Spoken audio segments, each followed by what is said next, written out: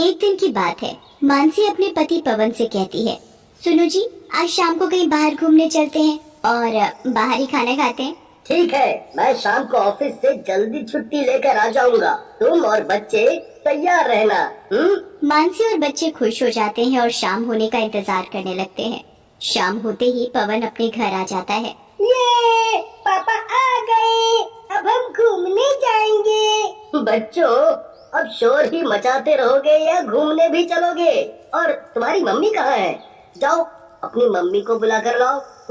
पवन बच्चों से मानसी के बारे में पूछ ही रहा होता है, तभी मानसी भी आ जाती है। मुझे ढूंढ रहे हो? मैं यहाँ हूँ। चलो बच्चों, देर मत करो। पवन, मानसी और बच्चे बाहर घूमने चले जाते हैं और फिर वो सभी बाहर ही एक रेस्टोरेंट में खाना खाते हैं। पापा, आज तो घूमकर मजा ही आ गया। तुम्हें बाहर अच्छा लगा ना? अच्छा क्यों नहीं लगेगा? आप हमारा कितना ख्याल जो रखते हो, हमारी पसंद नापसंद सबका कितना ध्यान रखते हो। बच्चे जो भी मांगते हैं आप वो सब उन्हें दिलाते हो। अरे, मैं कमा किसके लिए रहा हूँ? तुम लोगों के लिए। तुम सबकी खुशी में ही मेरी खुशी है। तुम सब खुश रहते हो तो मुझे चैन की नींद आती है कि मेरा परिवार सुखी है। मुझे और क्या चाहिए? और अगले दिन हमेशा की तरह पवन तैयार हो रहा होता है तो वो मानसी, जीतू साहू और अपनी माँ को समझाता है। तुम्हें पता है ना कि ये कोरोना नाम की बीमारी कितनी खतरनाक है। सब लोग घर पर ही रहना और मास्क पहन कर रहना। कहीं इधर उधर जाने की जरूरत नहीं है। सभी को सावधानी बरतने की जरूरत है। हाँ, हमें पता है। आप भी अपना ध्यान रखना और मास्क पहन कर रहना। फिर पवन तैयार होकर ऑफिस के लिए निकल जाता है और ऑफिस पहुंचकर ऑफिस के सभी आदमी आपस में बातें कर रहे होते हैं। अरे यार, ये कोरोना नाम की बीमारी पता नहीं कहां से आ गई। इसमें तो जीना मुश्किल हो गया। कितनों की जान चली गई, पता नहीं क्या होगा। इतने में ही कंपनी का बॉस पवन को अपने केबिन में बुलाता है। मैंने तुमको यहाँ इसलिए बुलाया कि अब तुम्हें ऑफिस आने की जरूरत नहीं है। ये सुनकर पवन के तो जैसे पैरों के नीचे से जमीन ही खिसक गई। लेकिन सर, अचानक से आपने मुझे नौकरी से क्यों निकाल दिया? देखो, कंपनी नुकसान में जा रही है, इसलिए कंपनी में काम कर रहे एम्प्लॉइज को नौकरी से निकाला जा रहा है। इसमें तुम ही नहीं और भी एम्प्लॉय हैं। सर, मेरी बीवी, 2 छोटे छोटे बच्चे हैं, मेरी माँ है। सर, ऐसे में कहाँ जाऊँगा? मैं कहाँ जाऊँगा सर?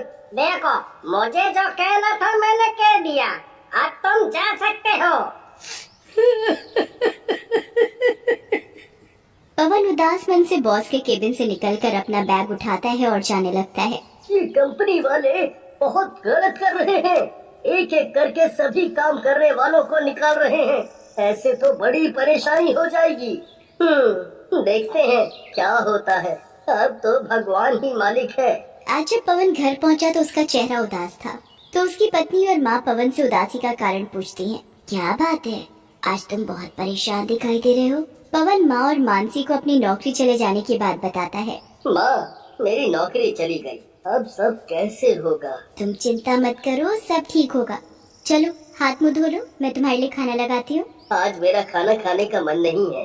और फिर पवन ना ही कुछ ज्यादा बात करता है और बिना खाए सो जाता है। और अगले दिन आज पवन घर पर ही था। वो सुबह से ही दूसरी कंपनियों में नौकरी के लिए लोगों को फोन कर रहा था। आज का उसका सारा दिन नौकरी ढूंढने में ही निकल जाता है, पर उसे किसी भी कंपनी में नौकरी नहीं मिलती। तो वो परेशान होकर अपने सर पर हाथ रखकर बैठ गया। क्या हुआ, आप ऐसे क्यों बैठे हो? इतनी कंपनियों में जॉब के लिए ट्राई किया पर कहीं भी जॉब नहीं मिली। आप परेशान ना हो, कहीं न कहीं आपको जॉब मिल ही जाएगी। पवन को घर बैठे बैठे 1 महीना हो चुका था, पर उसे किसी भी कंपनी में जॉब नहीं मिलती। इधर कोरोना भी तेजी से फैल रहा था। तभी न्यूज में खबर आती है कि कोरोना की वजह से सारे शहर में लॉकडाउन लग गया है। एक मुसीबत कम थी कि ये दूसरी मुसीबत आ गई। अभी घर बैठे 2 महीने ही हुए हैं और इतनी बुरी हालत हो गई है। ऊपर से कहीं भी नौकरी नहीं मिल रही। अब तो पवन ने जो पैसा जोड़ रखा था वो भी धीरे धीरे घर खर्च और बाकी के कामों में खत्म होता जा रहा था। स्कूल की फीस भरनी बाकी थी कि तभी अगले दिन मकान मालिक भी मकान का किराया मांगने आ गया। अरे भाई पवन, किराया कब तक दोगे?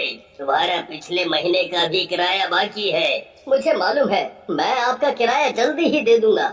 आपको तो पता ही है कि अभी मेरे पास कोई नौकरी नहीं है। ऊपर से अभी लॉकडाउन लगा हुआ है। आपको समझना चाहिए, आपको हमारी परेशानी समझनी चाहिए। देखो, मुझे मेरे किराए से मतलब है। मुझे मेरा किराया चाहिए।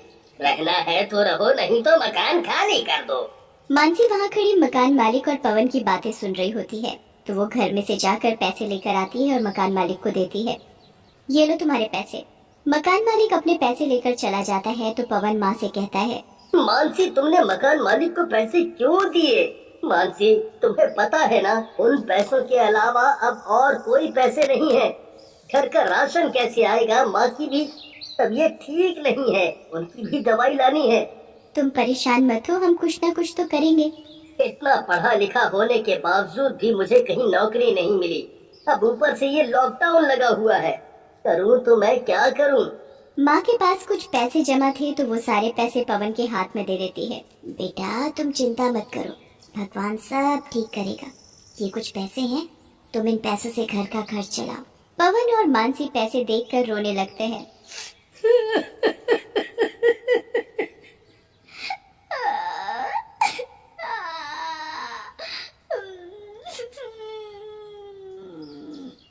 तभी वो न्यूज में देखते हैं कि लॉकडाउन खुल गया है।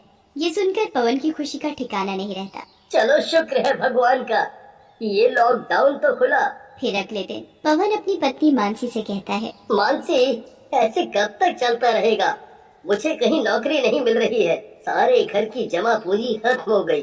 तभी मानसी के दिमाग में एक आइडिया आता है और वो पवन से कहती है, एक काम हो सकता है अगर तुम कहो तो। हाँ, बोलो। क्यों ना हम राजमा चावल बेचें? इस काम में मैं तुम्हारा हाथ बटाऊंगी। बात तो तुम्हारी ठीक है। जब तक मेरे पास कोई काम नहीं है तो राजमा चावल बेचना ही ठीक रहेगा। मेरे पास कुछ पैसे रखे हैं, उन पैसों से सामान खरीदकर कल से ही राजमा चावल बेचना शुरू करेंगे। तो ठीक है, कल से हम राजमा चावल बेचेंगे। फिर दोनों अगले ही दिन सुबह जल्दी उठकर राजमा चावल बनाते हैं और उन्हें स्कूटी पर रखकर बेचने निकल जाते हैं और एक जगह स्कूटी खड़ी करके राजमा चावल बेचने लगते हैं। तभी एक आदमी पवन की स्कूटी के पास राजमा चावल खाने आता है। भैया, कितने की प्लेट है? जी, 10 रुपए प्लेट। दे दो एक प्लेट राजमा चावल। वो आदमी राजमा चावल खा ही रहा होता है, तभी एक और आदमी पवन की स्कूटी पर राजमा चावल खाने आता है। भैया, मुझे भी एक प्लेट राजमा चावल दे देना। पवन उसे भी राजमा चावल दे देता है। फिर वो दोनों आदमी पवन को पैसे देकर चले जाते हैं। देखते ही देखते पवन के राजमा चावल बिक जाते हैं। इसी तरह पवन रोज अपनी स्कूटी पर राजमा चावल बेचने जाने लगा। पवन और उसके परिवार की जिंदगी अब पहले जैसी खुशहाल हो गई थी।